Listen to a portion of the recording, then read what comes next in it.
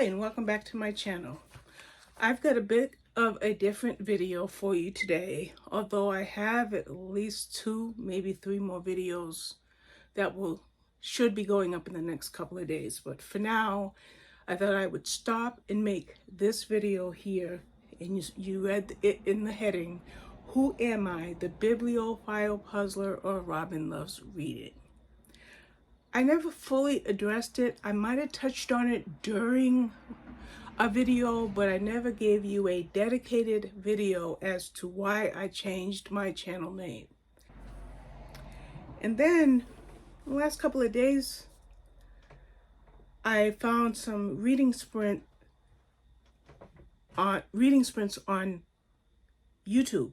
Now, I engage in them on Facebook Messenger from time to time, but these are live streams where you have 2, 3, maybe even 4 hosts, and then you have any number, dozens of people in the stream, and all we're doing is we're chatting for, say, 5 minutes, reading for 30 to 45 minutes, chatting for 5 minutes, and that is helping my attention issue. But I am the kind of person who, I'm working on a puzzle, listening to an audiobook, checking what's happening on YouTube, checking my email, checking Facebook, checking Instagram, and this is all within 5 minutes.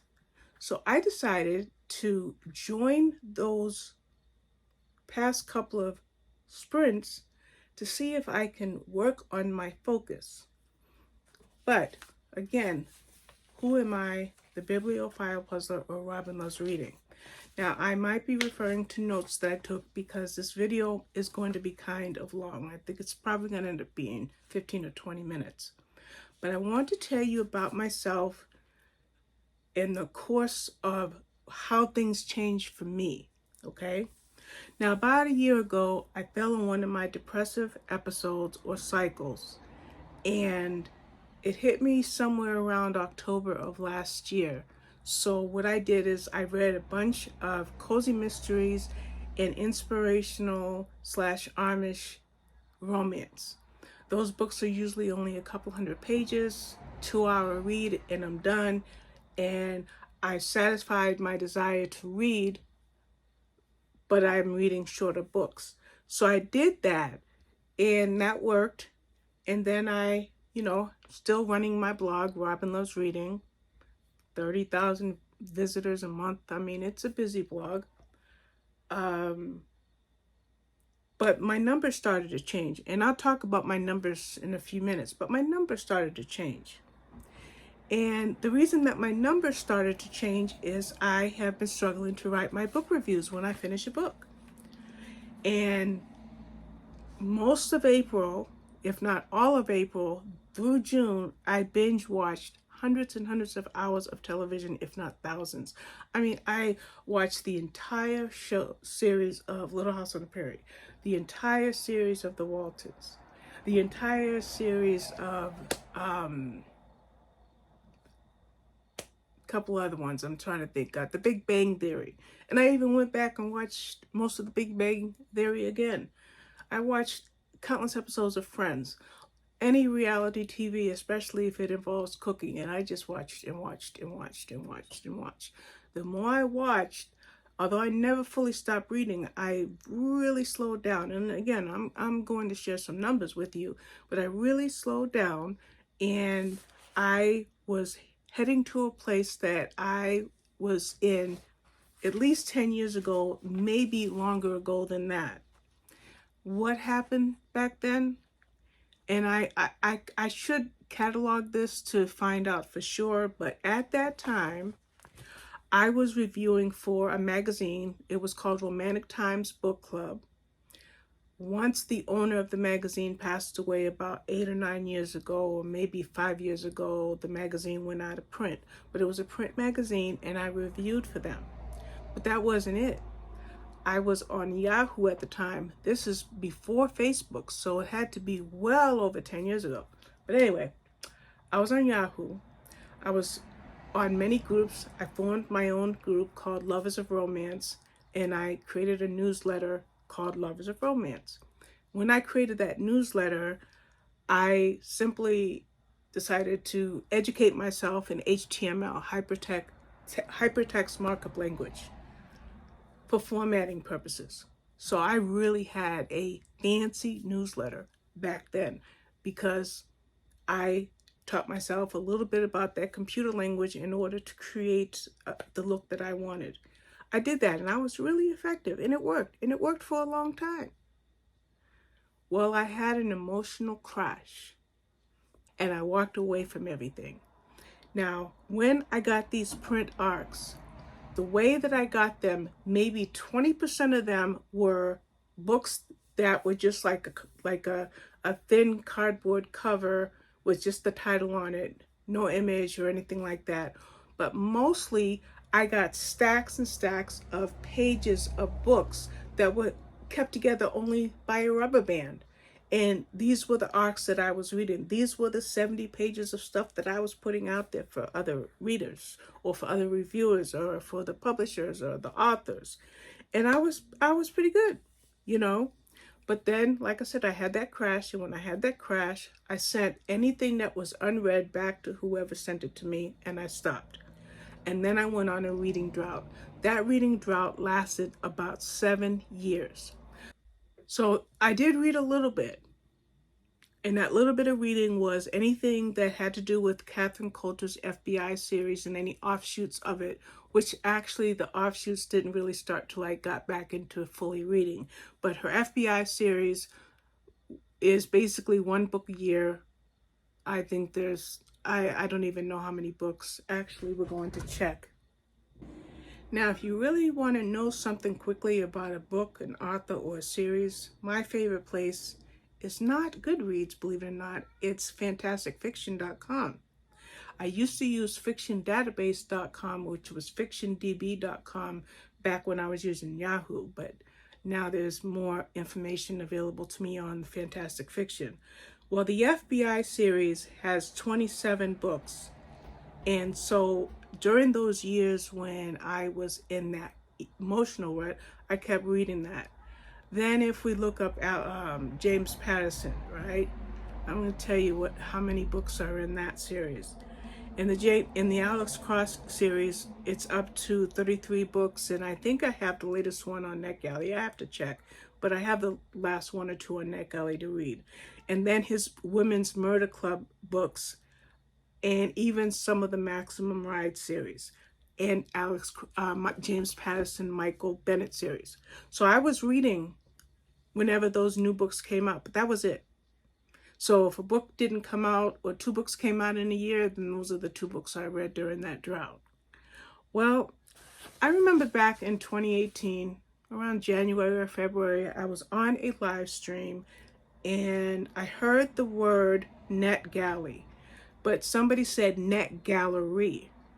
So I immediately, and they started talking about books. So I'm Googling NetGallery and I'm not getting anything.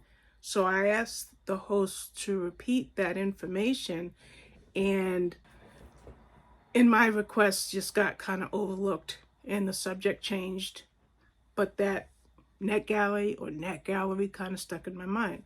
Well, in that same week, I went to a different live stream, same community, but I'm not going to tell you which the community is, but same community. And this particular streamer was talking about her reviews for print arcs. And so I asked her, but I didn't ask her publicly. I didn't ask her on the stream. I think I sent her a DM, and I asked her if she could help me to figure out what I needed to do to get started reviewing, because around this time I was reading, but I was just reading for my own edification. I had come out of the reading drought, but now I wanted to expand myself if I could, and if that involved reviewing, then I wanted to take part in it. And she told me basically that her relationship with the publishers and publicists was private, and it was for her benefit and her benefit only, and she just kind of slammed the door right in my face. The thing is, my personal view is whether it's diamond painting, jigsaw puzzles, coloring, cross-stitching, painting, crocheting, cooking, baking, there's always room for one more. And I wanted to be involved with book reviews. That's what I wanted. And I couldn't get any information. So I was able to find out that they were talking about NetGalley. I went and I found out what I needed to do to join NetGalley as a reviewer, and I joined as a reviewer. And I reviewed for 2 months on NetGalley. And then a couple of months after I started with NetGalley, I decided that I wanted to write a blog. And the impetus of writing a blog is because I remembered the newsletter that I was producing all those years ago. And so I started Googling how to do that, and I found Blogger, which is a platform where you have your own blog. It's a blog hosting. There's also WordPress, but I found Blogger first, and I went with Blogger. And so as I'm setting it up, I'm having a conversation with a friend of mine, and lo and behold, she's a professional book reviewer. Well, her name was Fashawn, and sadly, she did pass away this year. I miss her madly. I miss her. There's no words. But when I was talking to Fashawn, she's like, oh, because she knew the people that had snubbed me. But she's like, oh, I can help you. So I had some resources. I had my knowledge of HTML, the ability to use Blogger's theme designer, and my friend Fashawn to help me to get started to write my blog.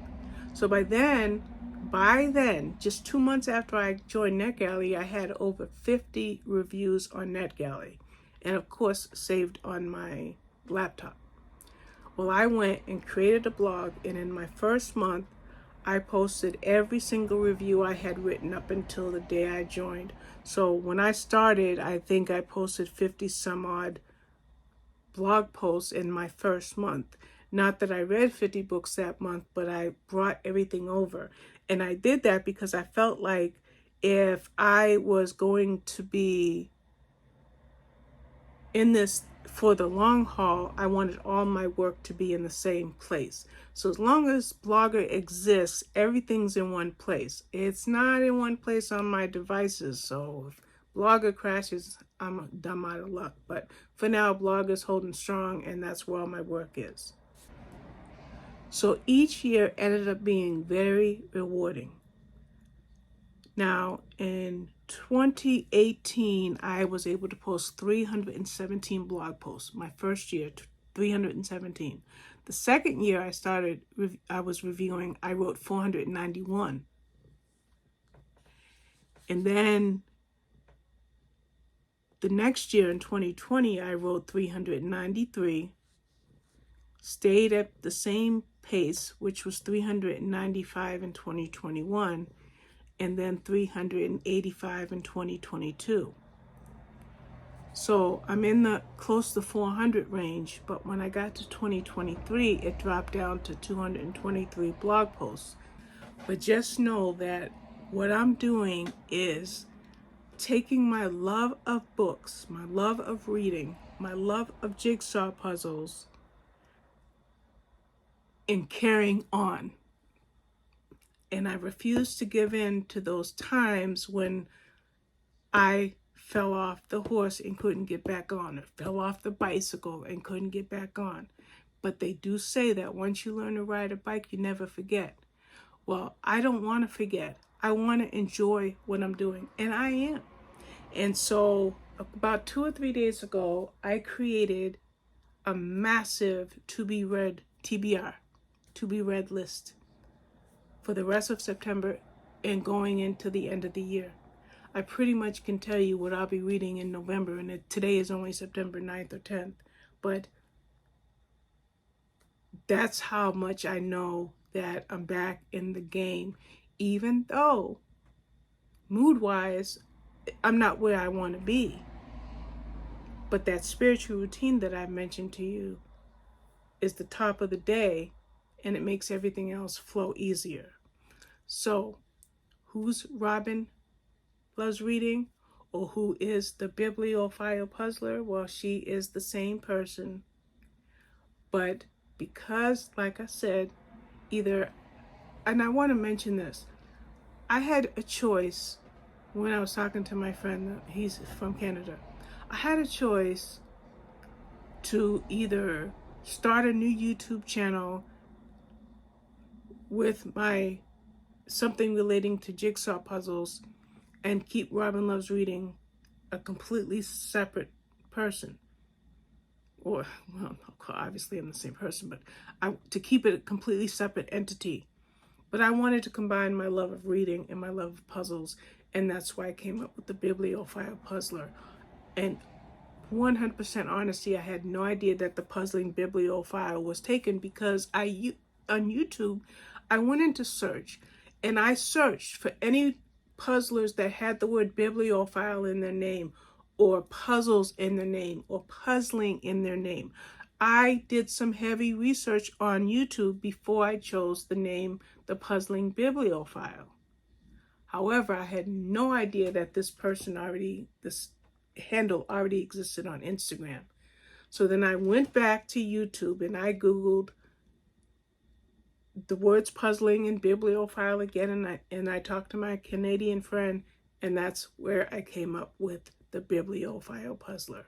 So this video is probably about 20 minutes. I had to stop and restart a few times. My cat wanted to come in the room, then he wanted to go out of the room, and then my other cat wanted to come in. So even though it's been long, I'm back to feeling like I can start writing again.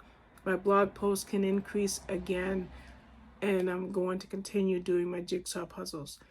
On this channel, with regard to reading, I really would like to start doing Friday reads or Monday roundups or some kind of way to tell you what I have read each week. It's really kind of hard for me to do that because I usually read 10 to 12 books a week when I'm having a good flow.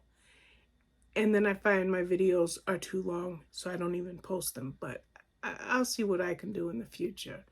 But I wanted to talk to you about why my channel name changed, tell you a little bit about my past, but also to tell you that, hey, I'm in a great place mentally, and I'm happy to be someone who enjoys what they do, but trying to keep first things first. Because my mom always said to us when we were growing up, I am third. God first, family second, me third. So when I look at that I am third philosophy, I can take my spiritual routine, put it first, put my relationship with God first, always be in tune with the needs of my family, whether they live with me or not, because I have grandchildren, 11 of them. But then I can have time for what I love, which is reading and jigsaw puzzles. Yeah, I love diamond painting too, but right now I'm just in a puzzle frame of mind. So that's it for now. I don't know how long this video is because I've got to thread it all together, but I hope that you stayed with me for the whole video. I really do, because I feel like if you know who I am, you know how much I'm putting into what content you see on this channel. Thank you so much for watching, and I'll see you with my next video.